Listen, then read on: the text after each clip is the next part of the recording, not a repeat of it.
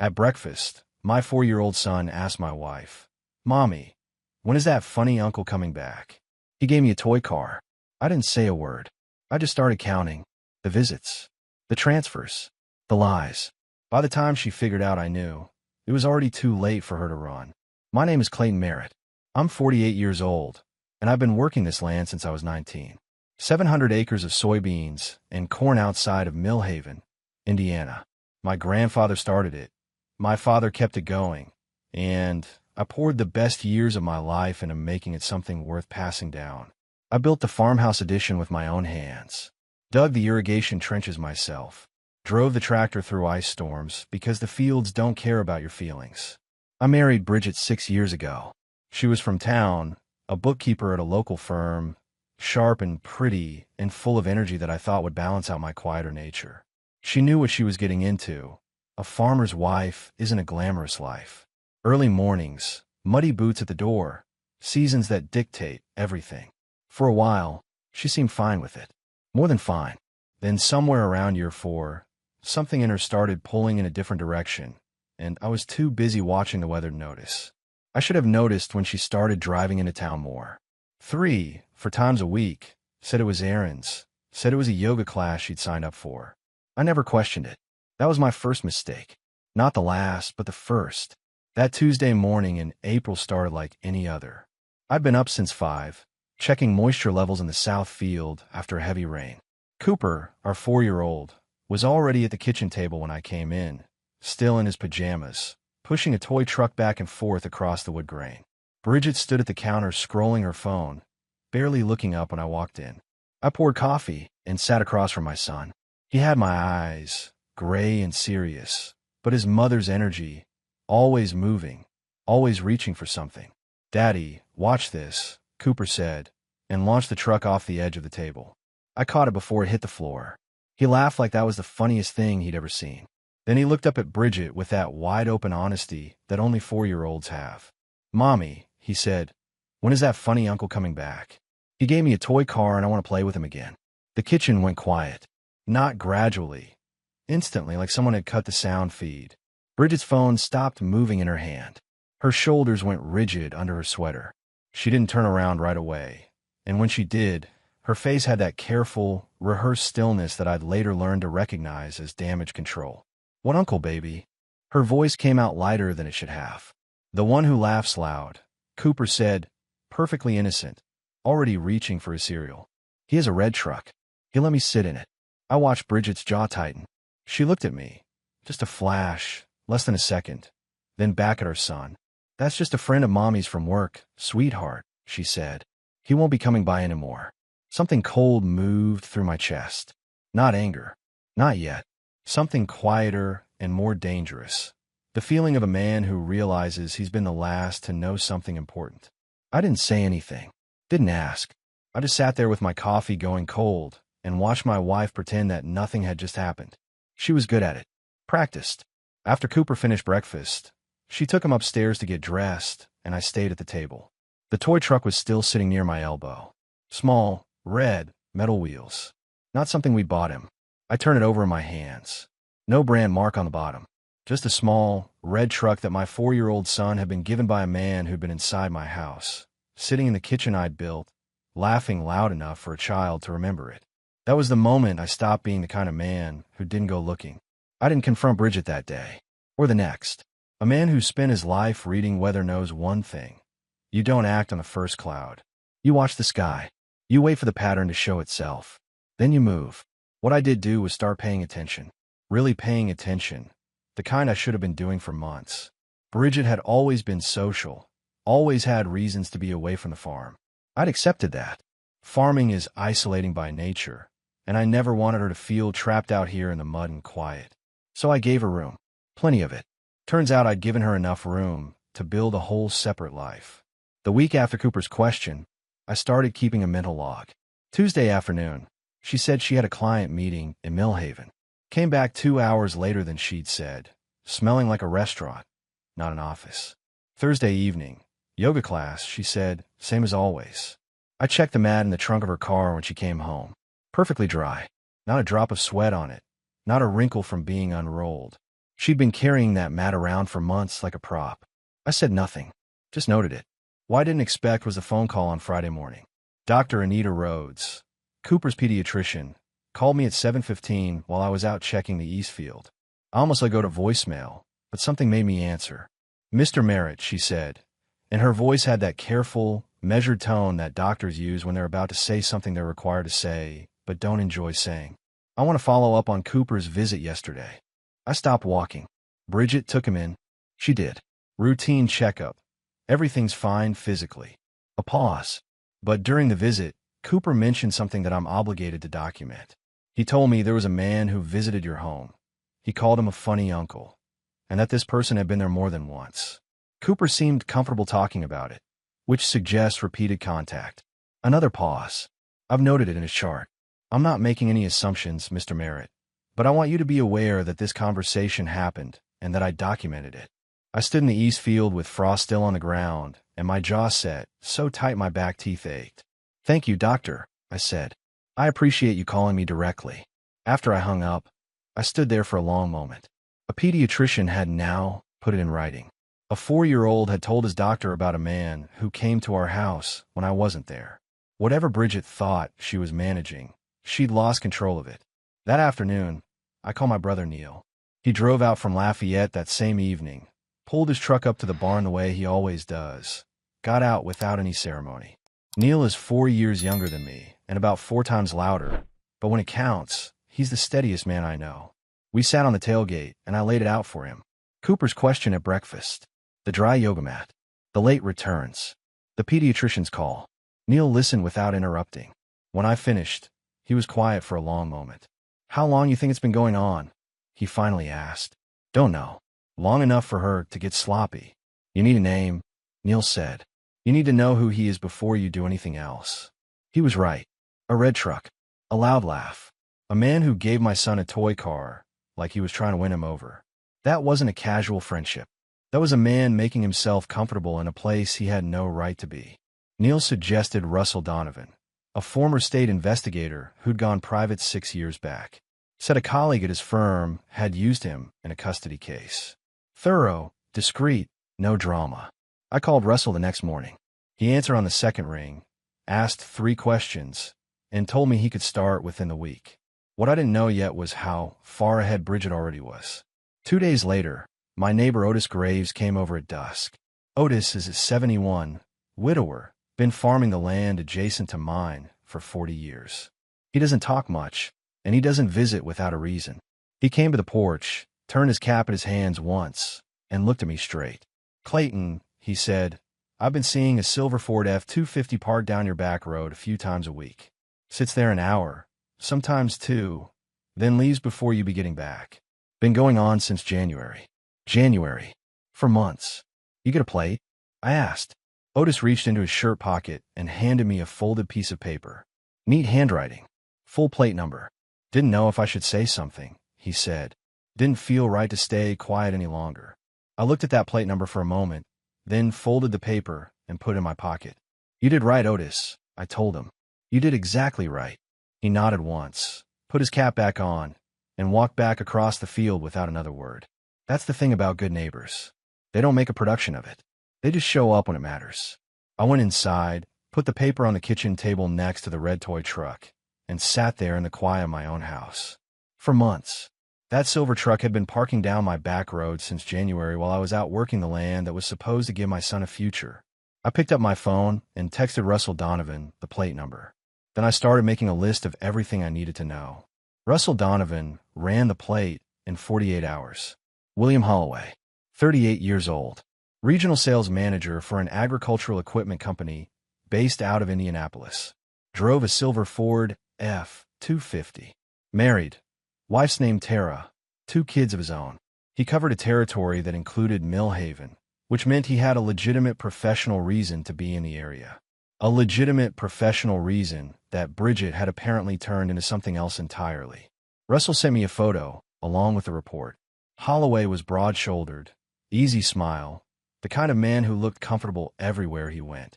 I stared at that photo for about 30 seconds, then put my phone face down on the workbench and went back to fixing the tractor's hydraulic line. Some men fall apart at that moment. I've seen it happen to neighbors, to cousins, to guys I went to high school with. I understand it. But falling apart doesn't protect your land, and it doesn't protect your son. So I kept my hands busy and let my mind work. Russell had more. Over the following 10 days, he documented 5 separate visits. Holloway's truck coming down the back road while my truck was gone, staying between 90 minutes and 2 hours, leaving well before I'd be returning from the fields. Otis had been right about the pattern. Russell photographed it. He also found something I hadn't expected. Holloway had been posting on Instagram. Nothing explicit. He was smarter than that. But there were photos. A farmhouse porch with a rocking chair I recognized. A mug of coffee on a windowsill with the east field visible through the glass behind it. One photo captioned, "Where I feel most at home," with a sunset that could only have been taken from my property. My property. My porch. My field. Russell pulled the post before I could say anything about it. Screenshots first, then flag for preservation. He'd done this before. I forwarded everything to Grant Fuller, my attorney, on a Thursday afternoon. Grant called me back within the hour. "This is solid," Grant told me. "Documented visits, timestamps, photographic evidence placing him on your property. Combined with the pediatrician's chart notation, you're in a strong position." He paused. "Has she done anything with the property or finances that you've noticed?" I hadn't looked. I started looking that same evening.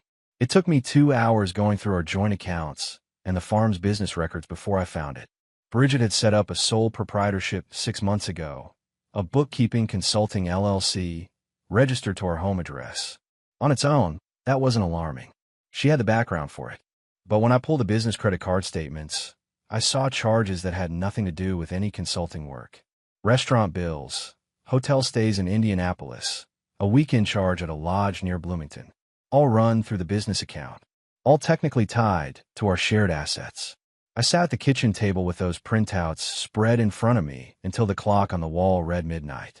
The next morning, I drove into Millhaven and met with Dorothy Payne.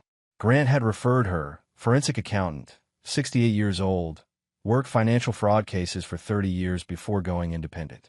She wore reading glasses on a beaded chain and brought a legal pad the size of a small door. She looked at what I'd found, asked me 12 questions in rapid succession, and then leaned back in her chair. "There's more here than personal spending," Dorothy said evenly. "This LLC has access to your farm's operating account as a linked account. If someone wanted to move money before divorce filing, this structure would make it very easy to do." The word divorce sat on the table between us like a stone. "Can you trace where everything went?" I asked. "I can trace everything," she replied. "Give me 2 weeks." I drove home with the windows down, cold April air sharp on my face, and stopped at Otis's fence line on the way up the drive. He was already outside, like he'd been expecting me. I told him what I'd found. Not all of it, just enough. Otis listened, nodded once, and reached into his jacket pocket. He handed me a small notebook, spiral-bound, the kind you buy at a gas station. Inside, in his careful handwriting, were dates and times going back to January. Every visit he'd logged, every plate number, timestamps, weather conditions, notes on how long the truck stayed. 3 months of documentation. A 71-year-old man had been keeping records for 3 months because he knew something was wrong and he didn't know how else to help. My throat tightened in a way I hadn't expected. "Otis," I said, "you didn't have to do this." He looked at me with those steady gray eyes. "Cooper's going to need his father to win this," he said simply. Figured I'd do my part. I took the notebook home and added it to the folder that was getting thicker by the day. Evidence, documentation, financial records, photographs. Bridget was building a way out. I was building a wall she couldn't get through. Dorothy Payne called me on a Wednesday morning, 11 days after our first meeting. "Mr. Merritt," she said, and I could hear papers moving on her end, "I need you to come in. Today, if possible." I was there by 10. She had the conference table covered, printouts, highlighted statements, a timeline she'd drawn on a legal pad in red marker.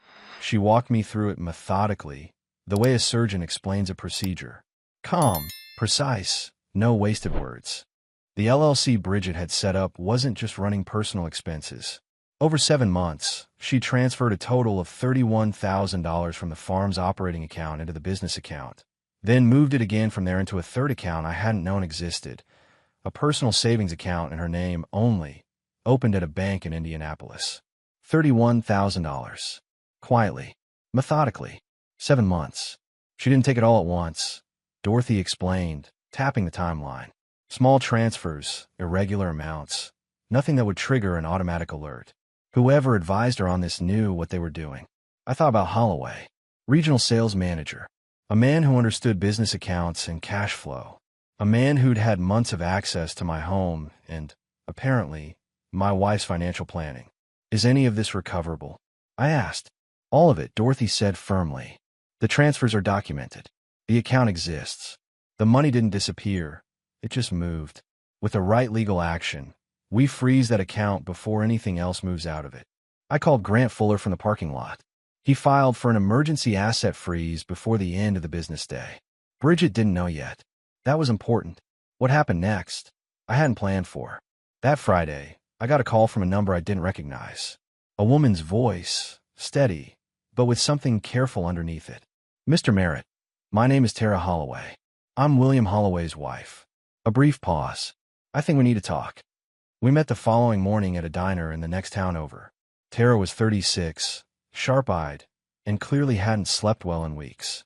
She had a manila envelope on the table in front of her that she pushed toward me before we'd even ordered coffee. I found out 4 months ago, she said quietly. I've been documenting since then. Phone records, bank withdrawals, a hotel receipt I found in his jacket. She nodded at the envelope. That's copies of all of it. I looked at what she'd brought. Dates that matched Russell's surveillance logs. Text messages she'd photographed off his phone. A receipt from a Bloomington lodge, same weekend, I'd found on Bridget's business card statement. 2 families. One lie running through both of them. What do you want out of this? I asked her directly. Tara looked at me without flinching. I want him to answer for it in court with no room to maneuver. And I think that's easier if we're both standing there with the same evidence. She was right. 2 corroborating witnesses, 2 sets of independently gathered documentation, 2 clean chains of evidence pointing at the same pattern of behavior. I extended my hand across the table. Then let's make sure neither of them has anywhere left to go, I said. She shook it without hesitation. On the drive home, I passed the entrance to my back road and slowed without meaning to. No silver truck parked in the shadows today. But I knew now, really knew, that this had been going on since January, that $31,000 of my farm's money was sitting in a bank account in Indianapolis, and that my wife had been planning her exit while I was out in the fields at 5 in the morning, working to build something worth leaving to my son. I pulled into the farm, cut the engine, and sat for a moment. Then I got out, walked to the barn, and got back to work. Because that's what you do when you're a farmer. The land doesn't stop needing you just because your world tilted sideways. And Cooper was going to need a father who kept his feet under him. I was going to keep my feet under me. Neil drove out again on a Saturday, this time with purpose. He sat at my kitchen table and went through everything I had. Russell's surveillance package, Dorothy's financial timeline, Tara Holloway's folder, Otis's notebook. He read it all slowly, the way he reads contracts at his firm, nothing rushed, nothing skimmed. When he finished, he stacked the papers neatly and looked up at me. Clayton, he said, she's not just cheating on you. She's been dismantling this farm from the inside. I already knew it. Hearing it said out loud by my brother was a different thing entirely. Neil had been doing some digging of his own since my first call to him. He talked to people in town, quietly, carefully, the way you do when you don't want to tip your hand. What he'd found made the back of my neck burn. 3 of Bridget's closest friends had known about William Holloway. Not suspected, known. Jenna Marsh, who ran the flower shop downtown. Paula Hendricks, who Bridget had lunch with every other week for 2 years. And Kevin Sloan, the husband of Bridget's college roommate, who'd apparently seen Holloway and Bridget together at a restaurant in Indianapolis 6 months ago and said nothing to anyone except his wife, who said nothing to me. 3 people, inside our social circle, carrying a secret that belonged to me and to Cooper, and choosing to protect her instead. I thought about every conversation I'd had with Jenna at the farmer's market, every time I'd waved at Paula across a parking lot, every holiday gathering where Kevin Sloan had shaken my hand and looked me in the eye. I called each of them, one at a time. No anger in my voice, just clarity. I know you knew, I said to each of them. I'm not calling to argue about it. I'm calling because I want you to know that I know, and that it won't be forgotten. Jenna stammered. Paula cried. Kevin tried to explain himself for about 90 seconds before I thanked him for his time and hung up. Then I sat on the porch and let the anger burn off in the cold air. Bridget came home that evening from wherever she'd been and found me at the kitchen table with a cup of coffee and the kind of silence that has weight to it. She stood in the doorway for a moment, reading the room the way she always did, and I watched something uncertain move across her face. "Hard day?" she asked, casual, hanging her keys on the hook. "Educational," I said. She looked at me for a half-second longer than she should have, then went to check on Cooper upstairs. I listened to her footsteps on the ceiling above me and thought about $31,000 and a man with a loud laugh who'd sat in my kitchen and given my son a toy car. The next morning, Otis knocked on my barn door just after 7. He wasn't alone. Standing behind him was a woman I didn't recognize, mid-40s, business clothes, carrying a leather briefcase. Otis introduced her as Janet Pruitt, a reporter from the regional agricultural news outlet. But she wasn't there for a story. She was there because she was Otis's niece and because she'd spent 15 years before journalism working in real estate law. "Uncle Otis told me what's happening," she said directly, no preamble. "I want to help. Not professionally, personally. I've seen this exact financial structure used before. An LLC linked to a farm operating account. Small transfers over time. I can help you document the legal exposure and language your attorney can use immediately." I looked at Otis. He just shrugged with that quiet dignity of his. "Figured you needed someone who speaks the right language," he said. Janet spent 3 hours at my kitchen table with Dorothy Payne's reports and a fresh legal pad. By the time she left, she drafted a 6-page memo outlining the exact statutes under which Bridget's financial maneuvers constituted civil fraud. Grant Fuller called it the cleanest layup he'd ever been handed. What I didn't know yet was that Bridget was already moving. Russell called me that afternoon. He'd been running background on Holloway as a matter of course, and he'd found something new. Holloway had been to a real estate attorney's office in Indianapolis twice in the past 3 weeks. The attorney specialized in property transfers. I called Grant before Russell had even finished talking. Grant filed a formal lease pendens on the farm property by the end of business that day. A legal notice that the property was under dispute and could not be transferred or encumbered without court approval. Bridget had been 2 steps from the door. Now the door had a lock on it she couldn't open. That evening, I stood at the fence line watching the last light fade over the south field. 700 acres. My grandfather's hands had first turned this soil. My father's had kept it going through droughts and downturns.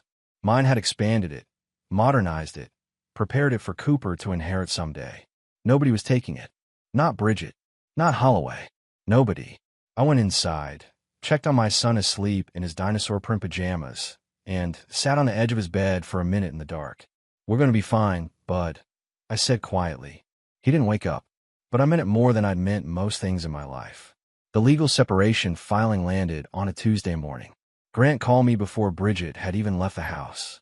Her attorney, Lorraine Kane, 45 years old, sharp as a blade and twice as cold, had filed a 30-page motion that accused me of financial control, emotional manipulation, and what she called systematic isolation of a vulnerable spouse. She was asking for the farmhouse, primary custody of Cooper, and spousal support. I read the summary Grant emailed me, standing in the barn, mud on my boots, morning chores half done. I finished the chores before I called him back. "She's going for everything," Grant said when I answered. "She won't get it," I replied. "What does she actually have? Right now?" Her word and a sympathetic narrative. Kane is good at building those. He paused. "But Clayton, there's more." Lorraine Kane filed a judicial assignment preference this morning. She specifically requested Judge Patricia Holt. I didn't know the name. Grant explained. Judge Patricia Holt had given 2 widely circulated interviews over the past 3 years, in which she'd spoken about what she called the financial power imbalance inherent in agricultural marriages where one spouse controls land assets. She'd been quoted saying that courts historically undervalued the non-farming spouse's contribution to household stability. "She's angling for a sympathetic bench," Grant said. "Kane does this routinely. She researches judges, finds the ones most likely to view her client favorably, and requests them by name. Can we challenge it? We can file a motion for judicial recusal based on demonstrated bias. It's not guaranteed, but those interviews give us grounds." He thought for a moment. It'll cost us time. 2, maybe 3 weeks while the motion is heard. File it. I said immediately. I'd rather lose 3 weeks than lose the farm to a biased bench. Grant filed the recusal motion that afternoon. 2 days later, Judge Holt voluntarily recused herself without waiting for a ruling. Apparently, her clerk had flagged the interviews the same morning. It was a quiet victory, but it mattered. It told me that Lorraine Kane's playbook had a page Grant already knew how to counter. What came next, though, was less expected. I was in the equipment shed on a Thursday afternoon when Russell called. "You need to see something," he said. "Check your email." It was a screenshot, forwarded through a chain that Russell had traced back to an anonymous source, someone inside Holloway's company. It showed an email thread between Holloway and Bridget from 4 months ago. In it, Holloway wrote, "Once the property transfer goes through, we can list it within 60 days. Market's strong right now." Bridget's reply, "Clayton won't fight it. He never fights anything." I read that twice. Then I forwarded it to Grant, called Russell back, and asked him to find out everything he could about whoever had sent it. Russell called back within the hour.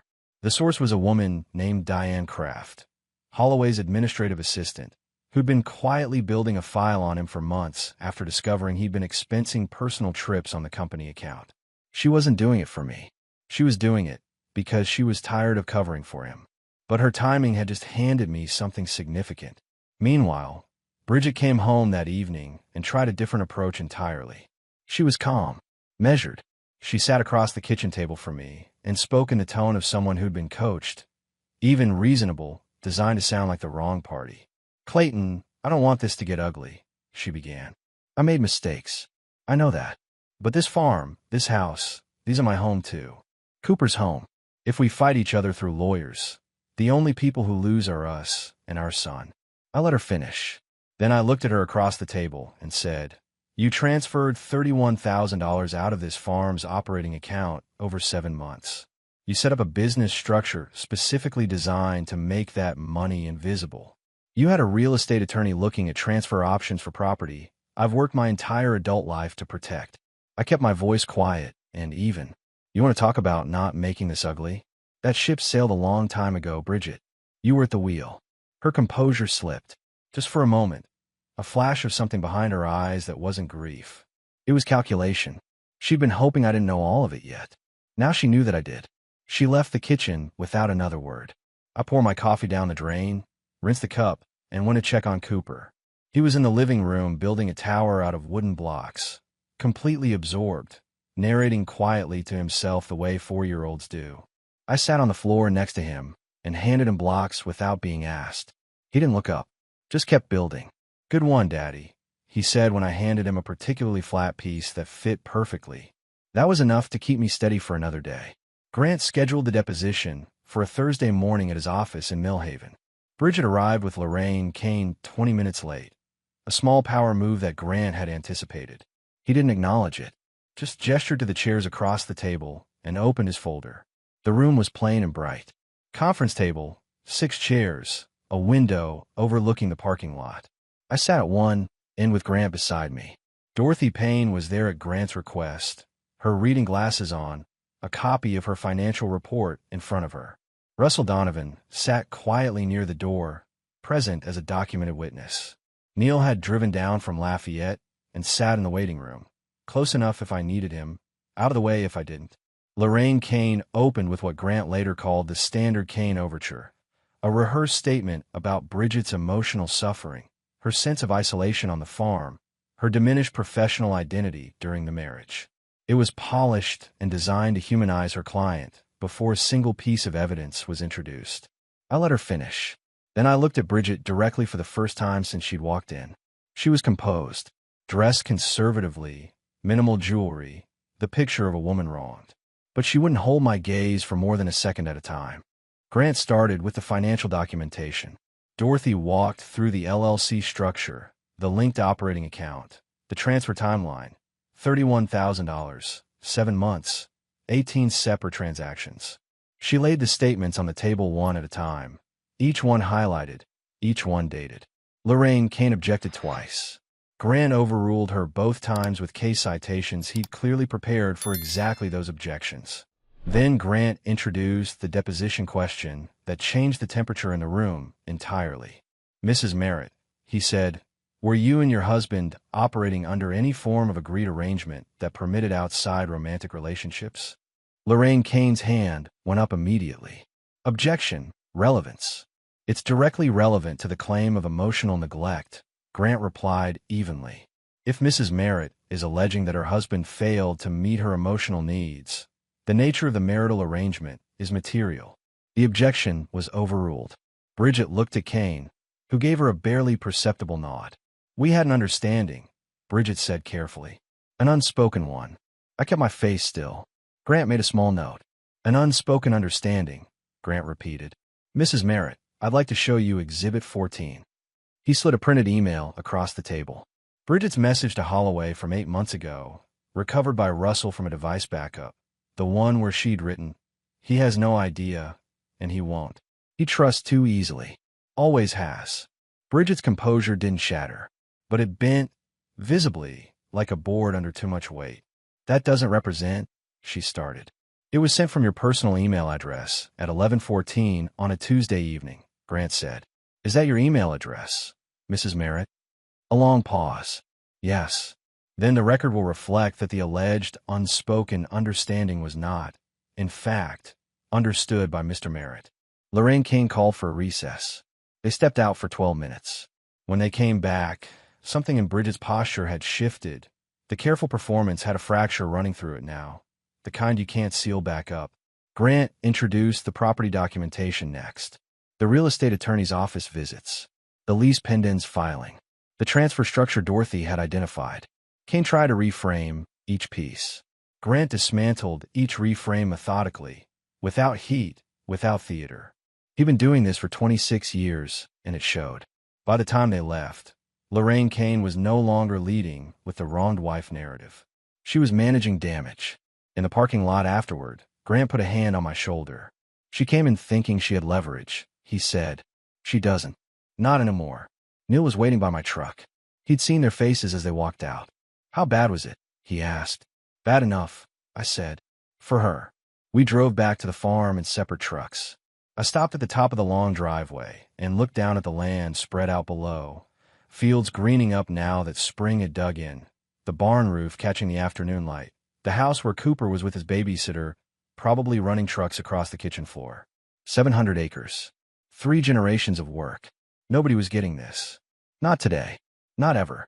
The final hearing was set for a Monday. Grant called it a settlement conference, but we both knew what it really was.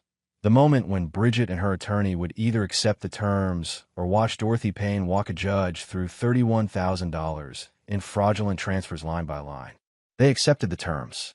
The morning of the conference, I wore my good shirt, the one I saved for church and funerals, and drove into Millhaven with Neil riding shotgun. We didn't talk much. Didn't need to. Bridget and Lorraine Kane were already seated when we arrived. Tara Holloway's documentation had been submitted as corroborating evidence the prior week.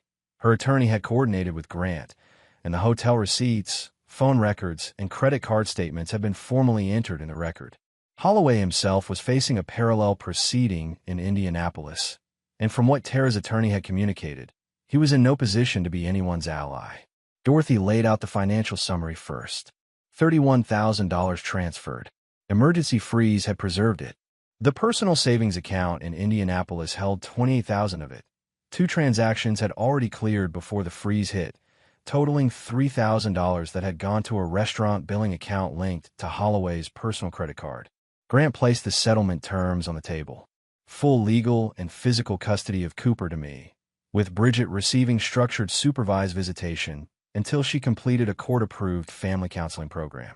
The farm, land, equipment, structures, and operating accounts remained entirely in my name, with no claim. The $31,000 returned in full, drawn from the frozen account, with the remainder covered by the liquidation of Bridget's personal vehicle and a structured repayment plan on the balance. No spousal support. The farmhouse was mine. Lorraine Kane went through the motions of pushing back. She tried 3 angles in 20 minutes. Grant had documented responses to all 3. After the second recess, Kane leaned over Bridget and spoke quietly for about 90 seconds. Bridget stared at the table. Then she picked up the pen. She signed without looking at me. The room cleared out quickly after that. Kane left first, efficient and expressionless. Bridget gathered her things slowly, like a woman moving through water. At the door, she stopped, turned back, looked at me, really looked at me, for what felt like the first time in years. "I didn't think you'd fight this hard," she said.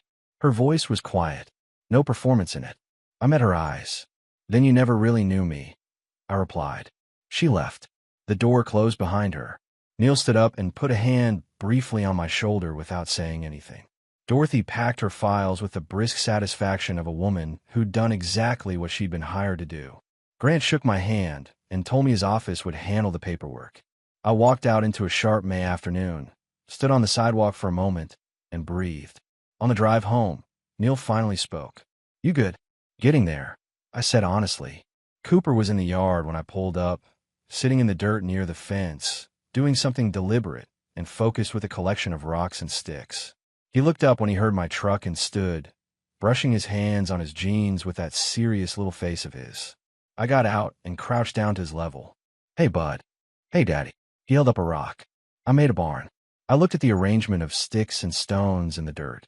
It did look something like a barn, if you used generous imagination. "That's a good barn," I told him. He nodded, satisfied, and went back to his construction.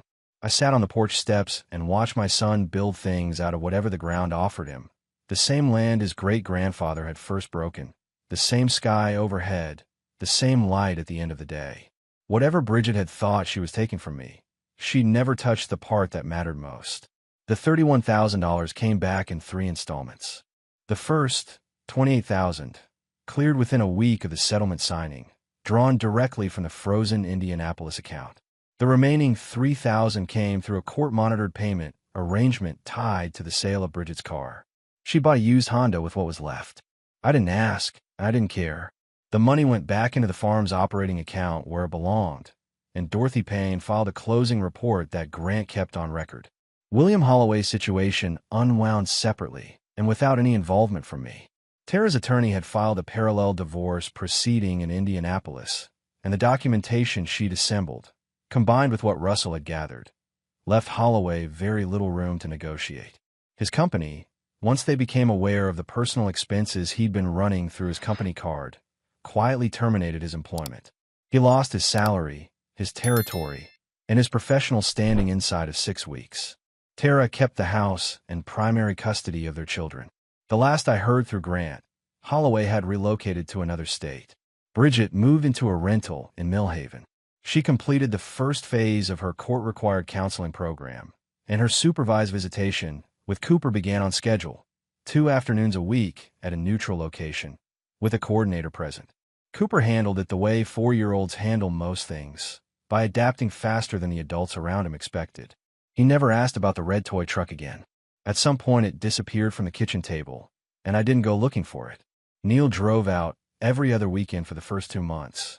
We worked the fields together on Saturday mornings, ate lunch on the porch, argued about football with the comfortable ease of brothers who'd found their way back to each other through something hard.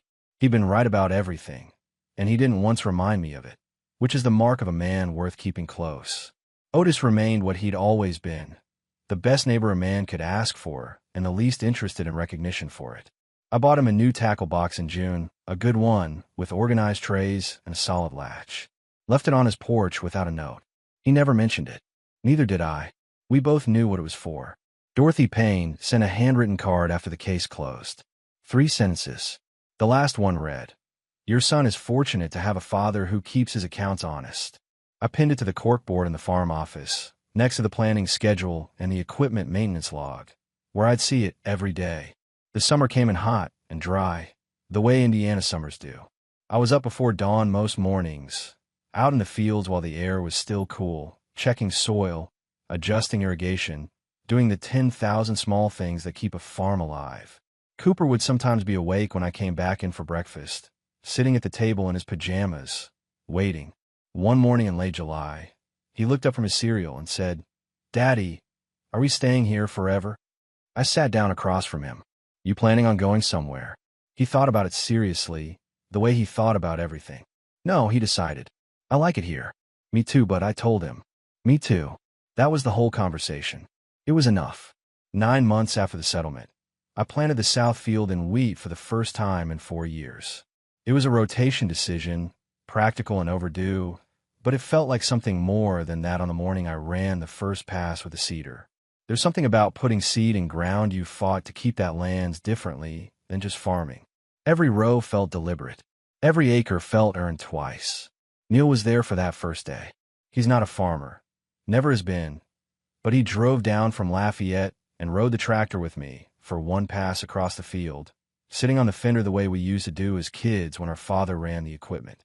He didn't say much. The land didn't need commentary. Cooper had started at a small preschool in Millhaven that fall.